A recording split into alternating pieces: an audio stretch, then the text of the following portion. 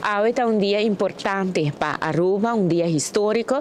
O ministro-presidente de nome de Aruba firma arreglo mútuo com a Holanda, para o qual trata e reforma que é necessário para nosso país portar mais forte e resiliente para o futuro.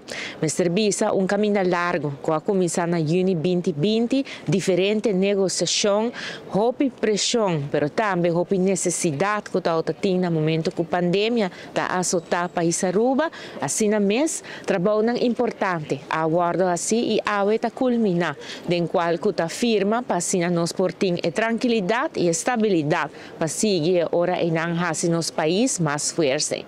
De minha parte, me quero agradecer ao time que a de negociar, que a de trabalhar junto com o ministro-presidente, junto com a pessoa, para nós portem algo que brinda a tranquilidade que nós temos ter no nosso país, mas também no reino inteiro, mandando bom sinal na inversionista que Aruba está caminho com a inversão está segura.